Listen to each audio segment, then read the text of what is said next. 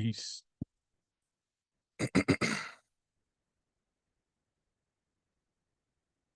Peace to the world. Mic check.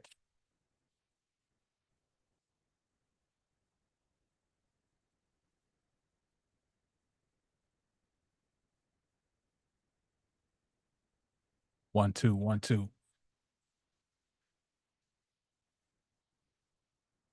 If somebody can hear me, can you give me a one just so I know?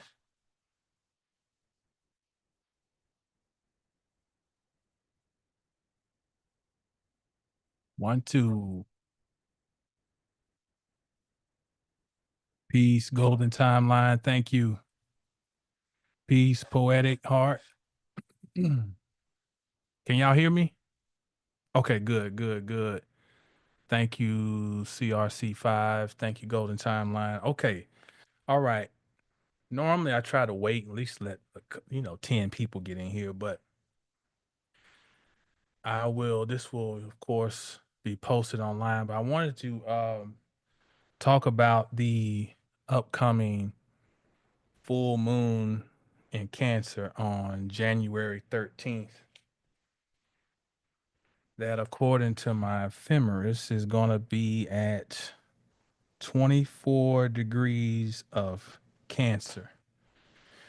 So I think that's a big deal because of a few things.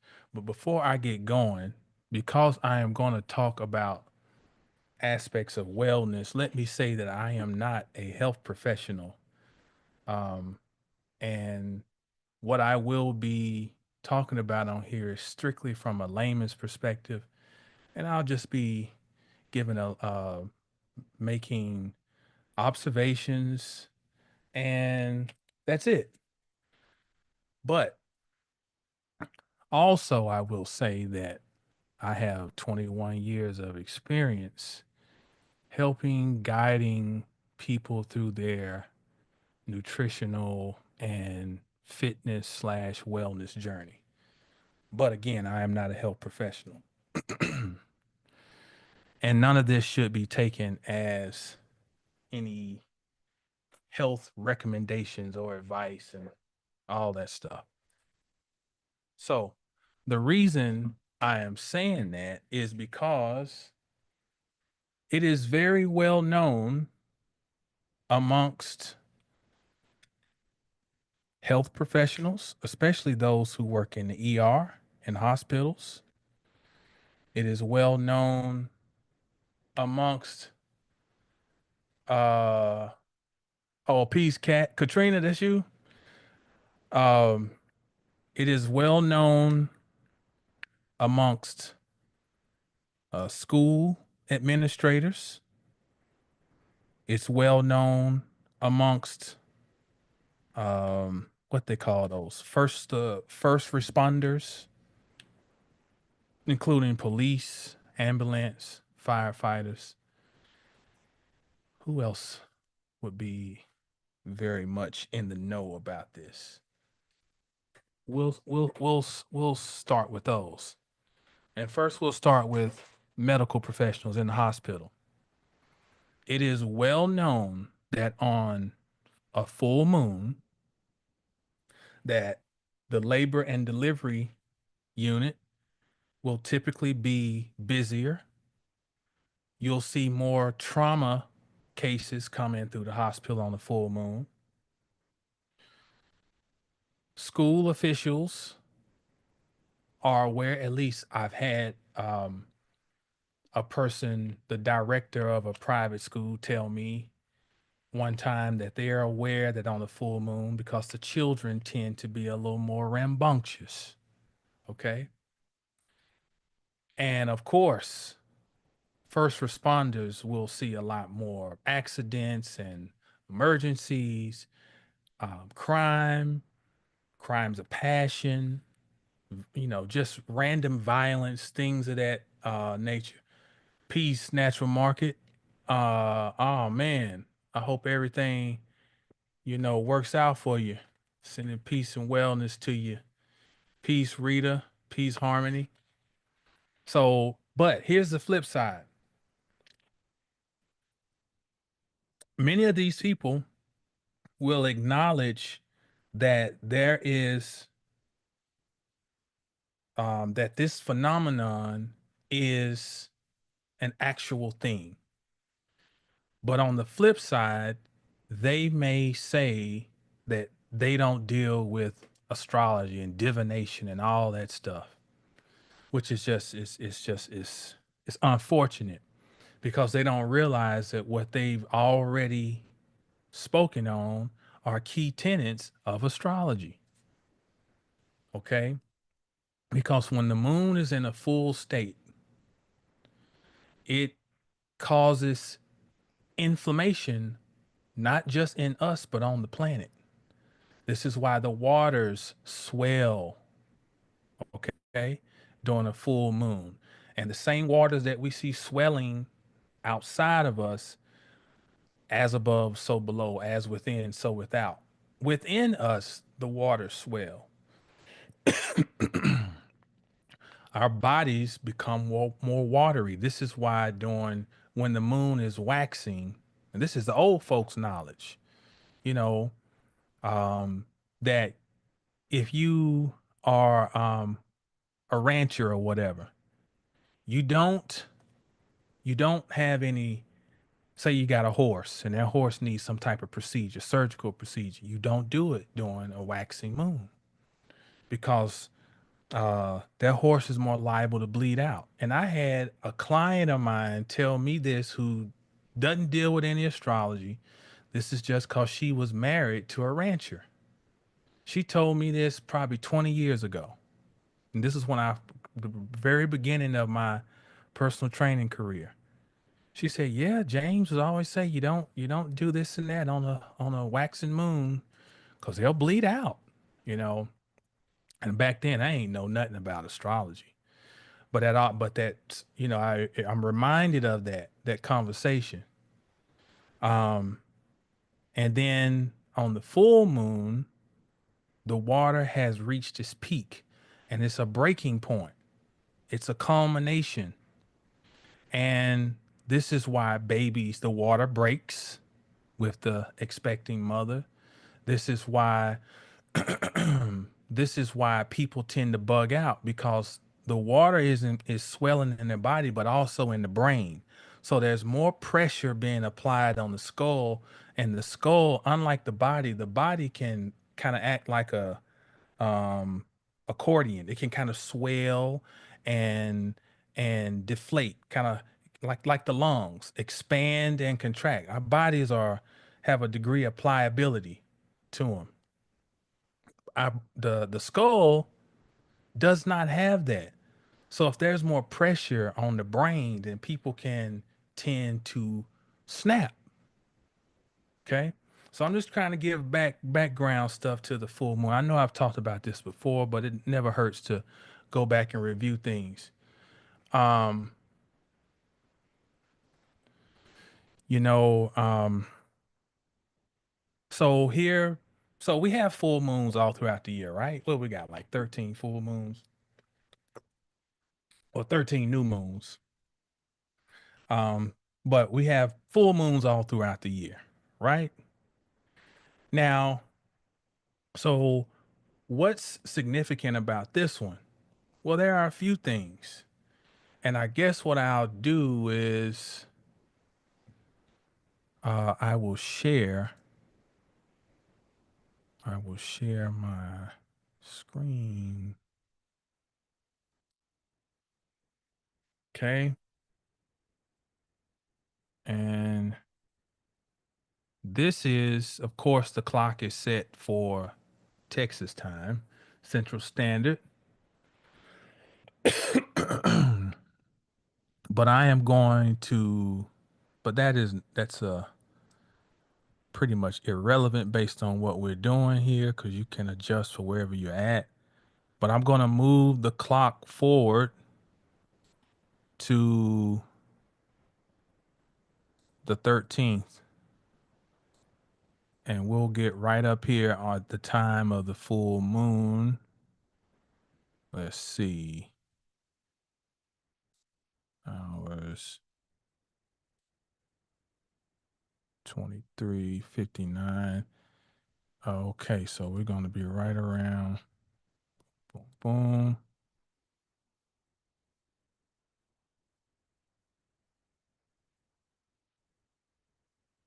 Okay. So I've got 4:25 p.m. P Sage.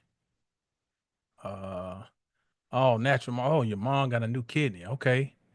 Well, hope she has a speedy recovery and healing.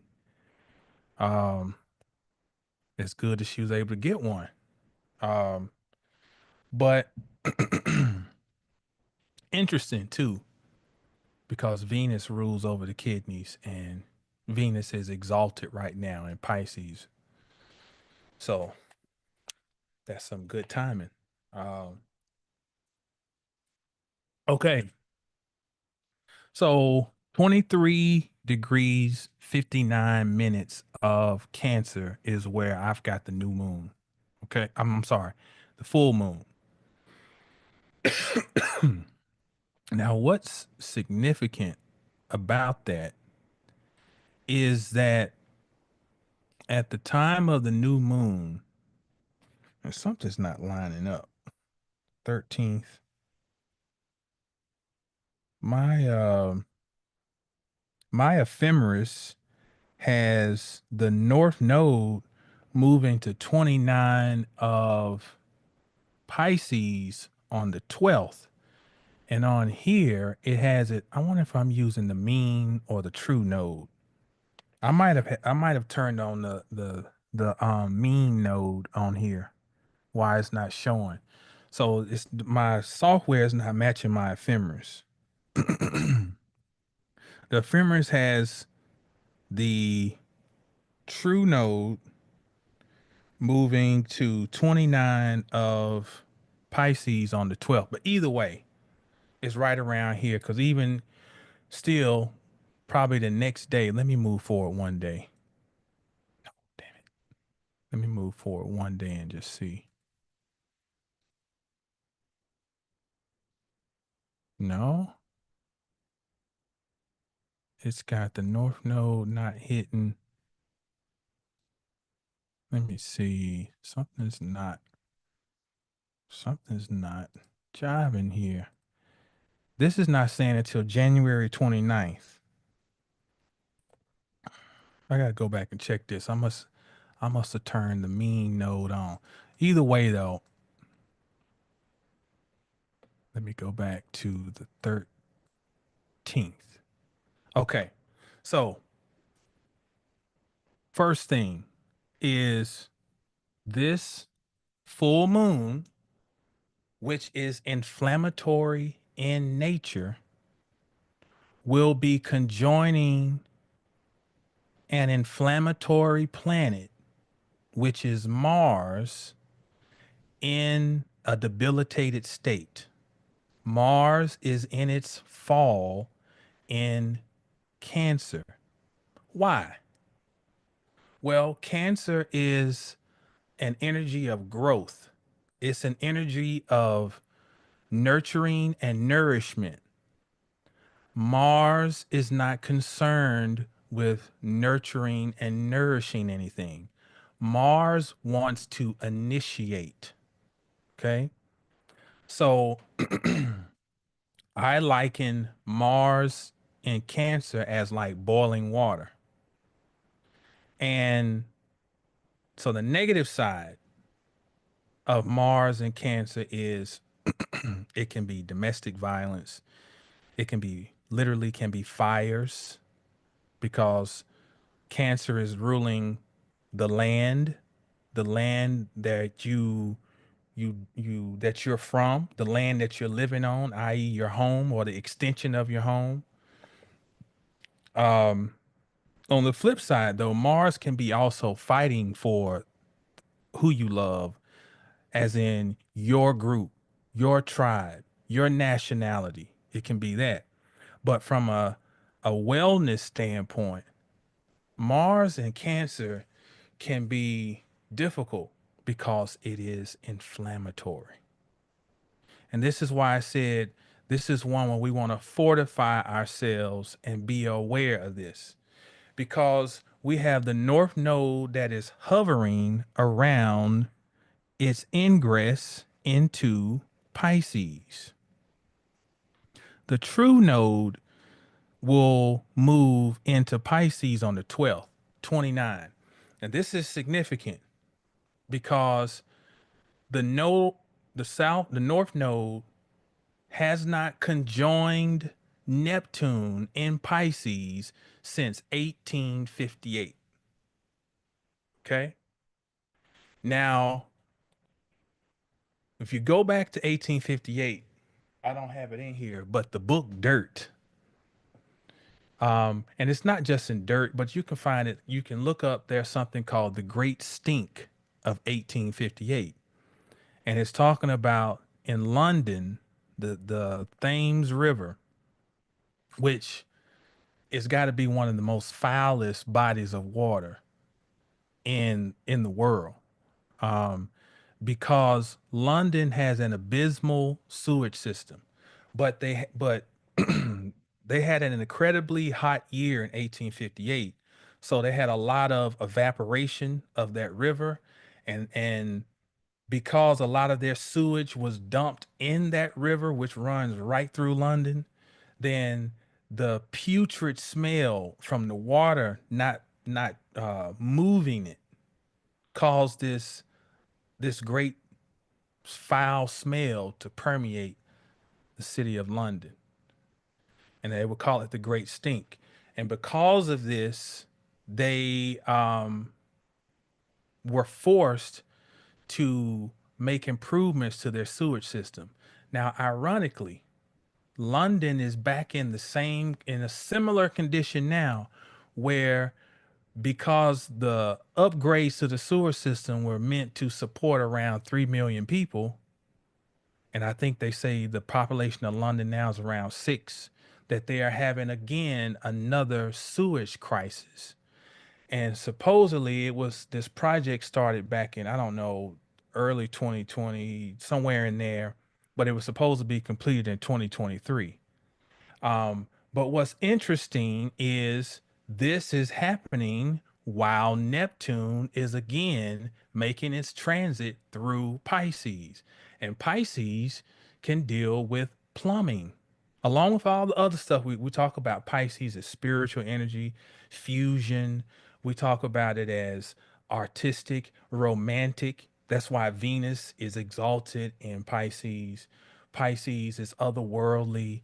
Um, um, Pisces can be naivety, but on a more mundane level, Pisces deals with hospitals.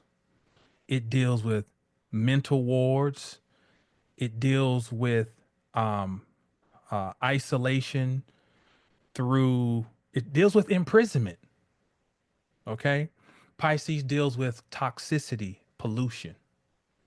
So it's interesting that in 1858, while Neptune is moving through Pisces and it conjoins the North Node and it conjoined Venus in 1858. And that's what I was printing out when I got on.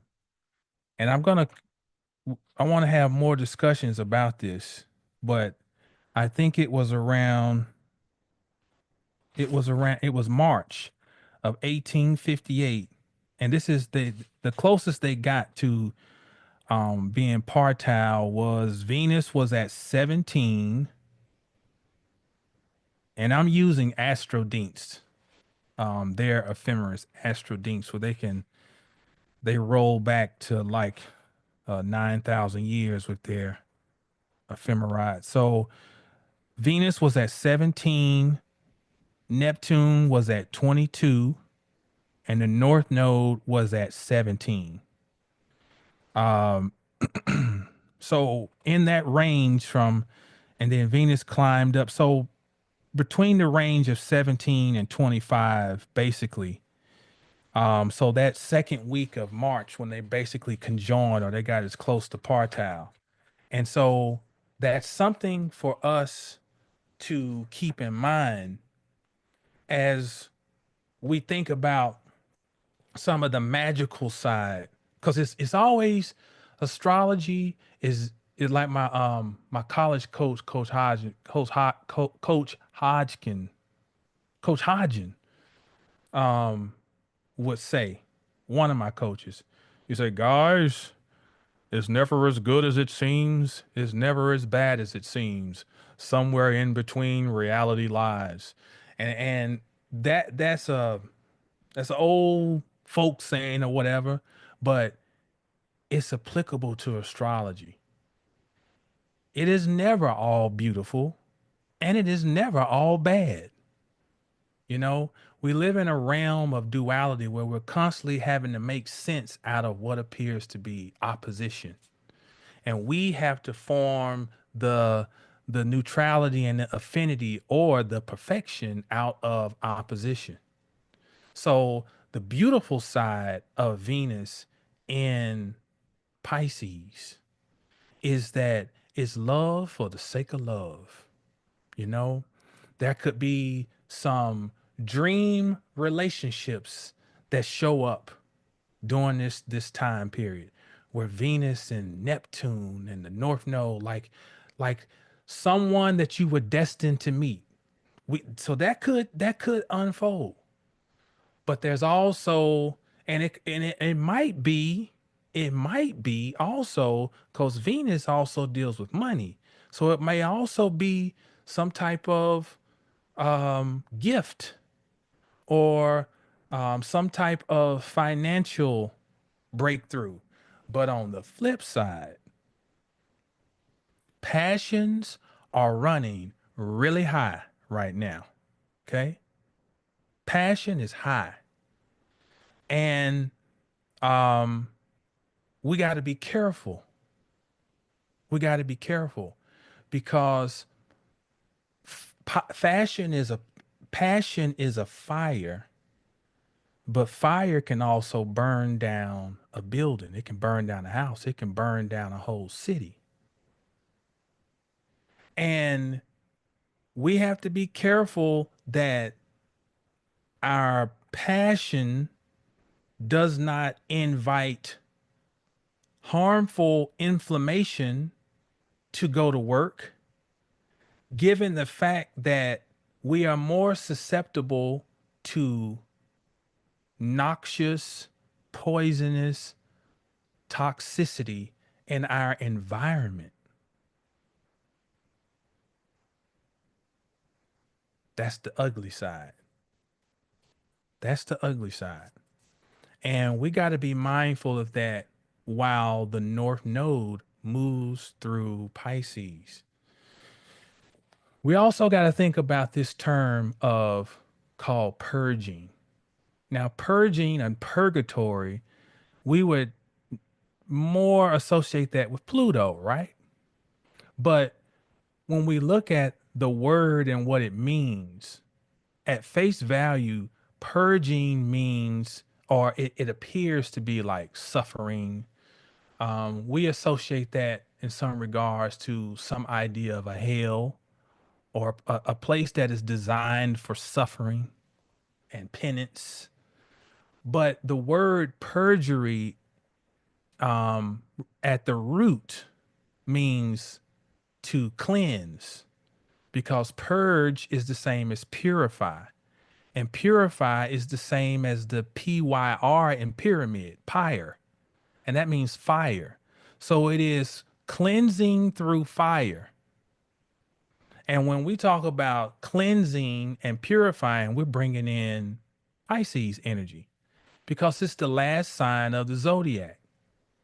It takes all of the activities and all of the experiences and it synthesizes it in its mutable water before a new seed reemerges. That's why Pisces must it must solve the problem. And the word solve is the same as solution. And solution means the opposite of coagulate. Coagulate is to bind things. The solution is when we break them all apart and they are dissolved. There's the SOLV again, dissolved into one type of fused state. That's Pisces. That is what happens when we purge. When we purge, we go through a period of fire and a period of pain. And then on the other side, we come out renewed. And this is the beauty and of water. Water in itself, which is the epitome of feminine energy, is healing. Because as long as water can move, then it can heal itself. As long as your emotions can move, they can heal themselves. When they are bound up, is when they become toxic. This is Scorpio. This is what Scorpio, this is why Scorpios associate. This is not to, this is no shots fired at Scorpio because it's this is beyond, this is not no horoscopic astrology. This is, we're talking about psychological processes, archetypes. Scorpio makes us realize this is the stagnation of Scorpio water because it's fixed. It makes us see what we don't want to see, which is a part of the process. We can't purge and clean something up until we're forced to see what we don't want to see. That's the job of Scorpio.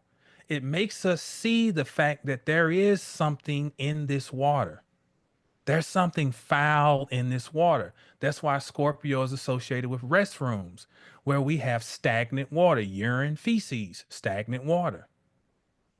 But because it extracts this taboo and these things that we don't want to acknowledge, it gets it out so that, and it's the release so that the vessel that released it can go on and live.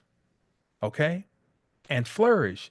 And then that which it released can then go on to fertilize the ground to help in the process of creating the new seed that will emerge with Aries.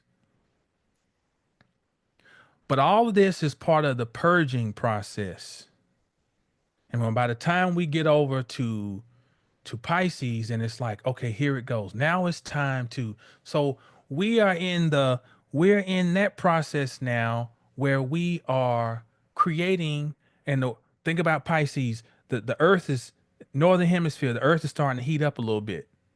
Mutable signs are giving you clues that the next cardinal sign is coming. Pisces is giving you little clues that spring is coming. You know, I know I'm going all over the place here, and I forgot what I was. It was something else I was going with the Scorpio. Oh, Scorpio. Something else I wanted to say about Scorpio. Hold on. Scorpio, stagnant water. We talked about that. And by stagnating, it helps us identify what we don't want to see. It's the subconscious, it's the underworld. It was something else I wanted to say about Scorpio that ties in to this conversation. It'll come back to me. Uh um Damn, it was something else. Shit. Um Something about passion. Well, as I'm looking at this, chart for the full moon, Mars is the traditional ruler of Scorpio. So that's something else to keep in mind, that which is why we're talking about our emotional state. How is it right now? How is your emotional state? How are you processing the fact that we are thrust into a new New Year, and I know all the conversations about this, not to, but we in Rome. So by Rome standards, we're in a new year, right? And so, how is our emotional state? What's the nature of the home? Now, see, think about this. If there's conflict in the home, and then outside forces are already working against all parties in the home, in the family, in the bloodline. But within the bloodline, there are conflicts. Then it's a state of double jeopardy. Now, one thing about Mars and Cancer is that it can be forcing us to figure out what needs to be cut. Okay. Now, the difficulty in this is that Mars is picking up energy from Neptune, and that can make the exactitude of Mars' knife difficult to wield.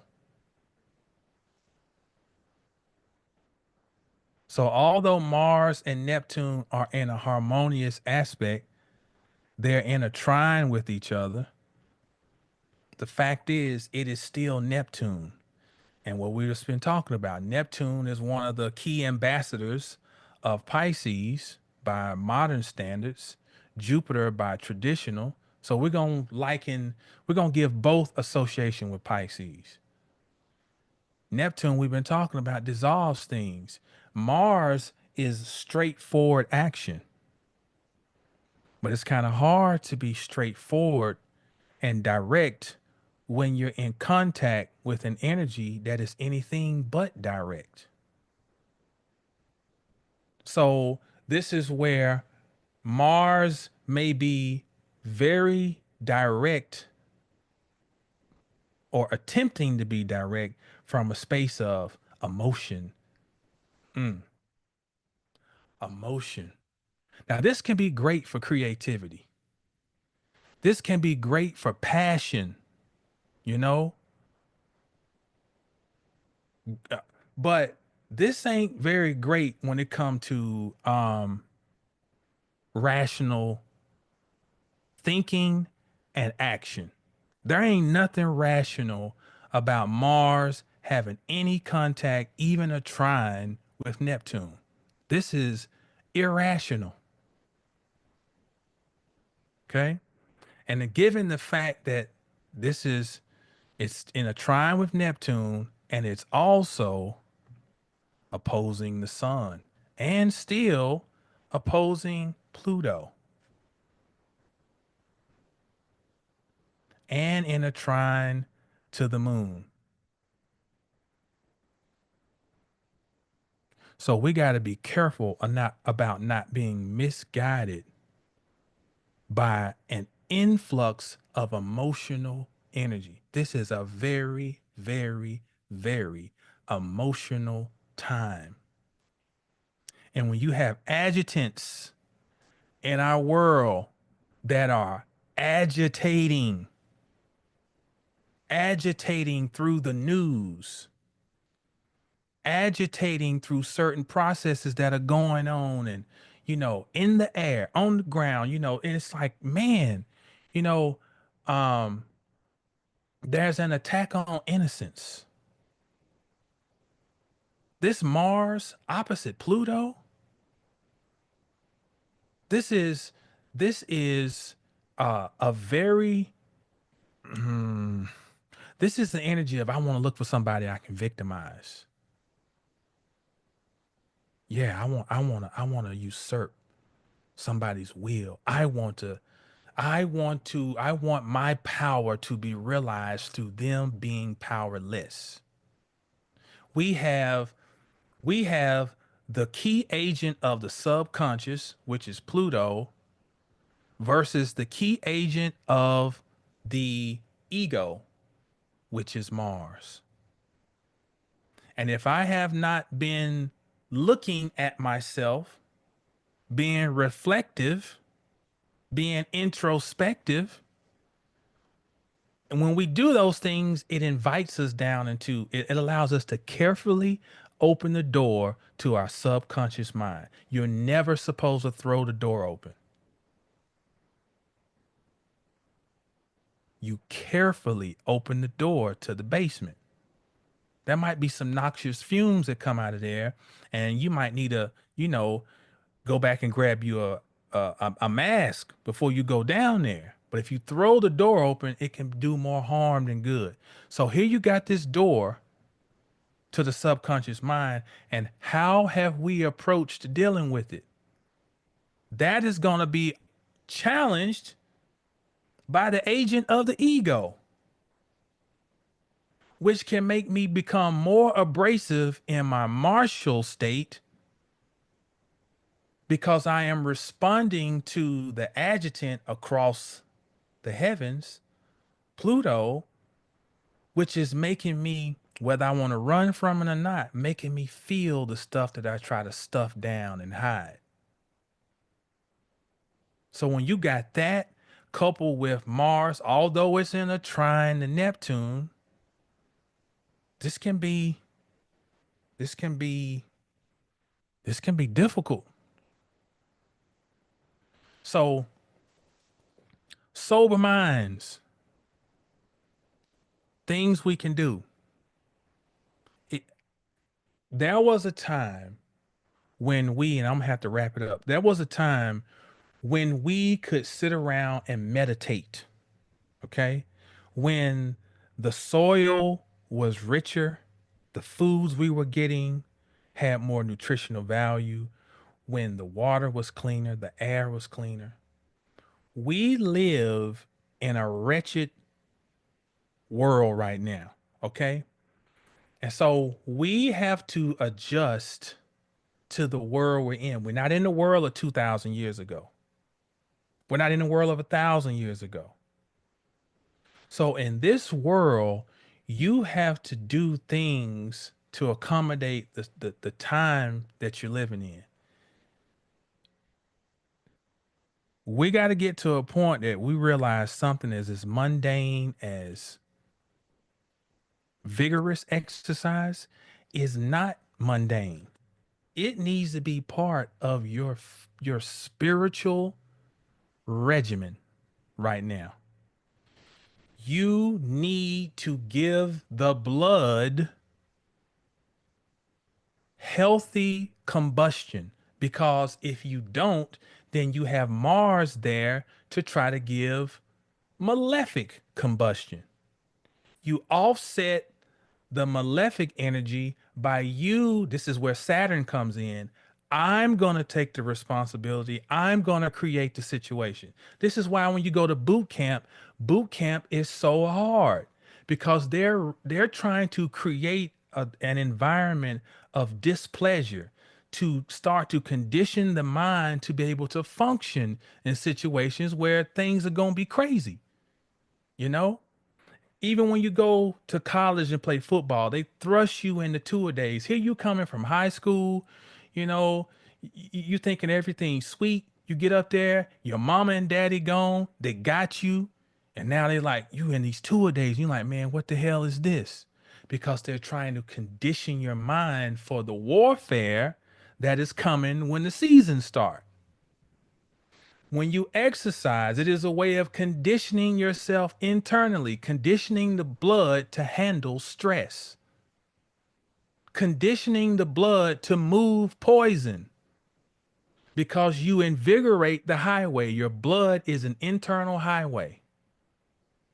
It is the liquid highway. It's the magnetic highway. Your nervous system is the electric highway. And by stimulating both, it helps you to deal with the bull that's coming in from outside of us that has malefic intentions. The foods you eat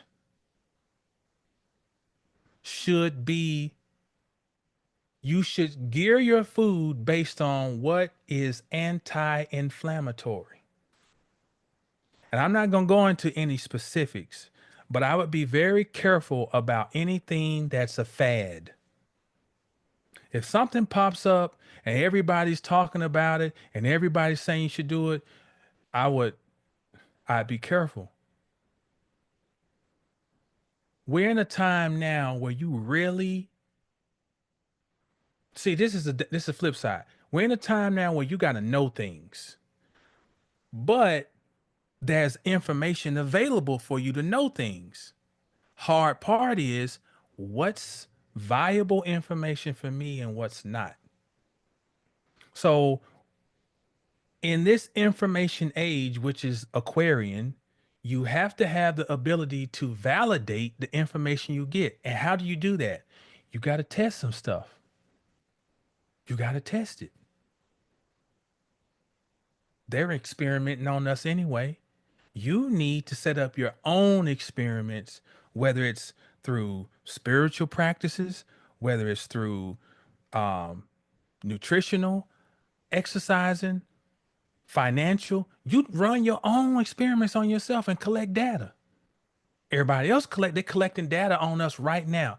By you watching this production or this live, data's being collected on you. There's data being collected on me through Zoom, through YouTube. Hell, my phone probably listening. All of a sudden some video gonna pop up about inflammation. So so that's the world we in. But we must collect data on ourselves and then go back and okay, this is what I'm gonna do. Da da da da. Another thing, and you know what? I didn't ask her. I didn't ask her about this, but I'm gonna read this. This is something somebody posted in I'm not gonna say her name in case she don't want to be um but I'm gonna read this. She posted this in our Discord. Let me find this. She said, with these viruses on the loose and this shift in power is happening, all stops are being pulled.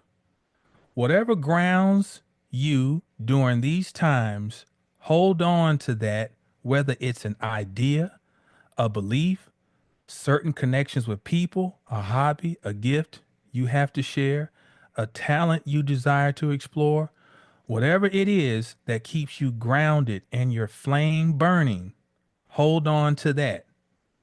We are victorious. No weapon formed shall prosper. I think that's some heavy shit because, you know, here's my thing. Time is out for who what's the right thing. What's the right thing to do is what you figure out is right for you. That's what time it is. So be standing on something. Now, for me, I was raised in the church, right? Now, but I was not one of these. My parents weren't like one of these, these super sanctified. Sometimes we had years we didn't go to church. Then it was like we started going back, you know what I'm saying? Um, but my daddy did plant a seed in me to be curious and study different things. Like I've said before, my uncle Labib was a Muslim, and I would uh learn how to pray with him. My parents let me go over. You know how many of their friends would be ready to jump out of a building to know that they child doing some Muslim prayer, you know? But my parents were open enough that, I went over and learned. He showed me how to make wadu, and I don't remember what all he showed, but I remember the experience. Take your shoes off and wash under my feet. And these things are important, you know. Um, but my point in saying this is I find myself utilizing the Bible because that's the book, that book, that for me, I'm naturally drawn to that book. Okay. And the thing is, I don't use it as a Constantinian Christian. I don't use it as a Christian at all. I use it for how Jamal, and that's all that matters. I use it for how I see fit to use it. Okay. and how I use it to set the tone within my home. Now, for some other person, that might be the most repulsive thing to hear in the world. Fuck it, don't matter. Whatever floats your boat. But whatever you do, you should be doing it. That's the key. That's what I gathered from the sister where she said, whatever grounds you, it don't fucking matter about nobody. You stand on that. Because this is a um a war of principalities. This is a war of principalities. See what I'm saying? This is this is science would say is nano, and metaphysically we would say um subtle. Things are being fought out on the subtle realms. So guess what I told my folk in our group. No, I'm not gonna share that. That's for them. Um that's for them. But whatever, you stand on it. Stand on it. And um and we must marry those metaphysical things with practical physical things. You must marry the two. It ain't gonna be enough to just go to the gym. Conversely, it ain't gonna be enough to just sit around and meditate. It ain't gonna get it. Because we didn't come into this world to be one-sided.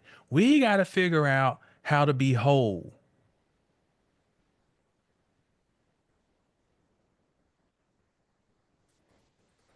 Is there anything else I wanted to?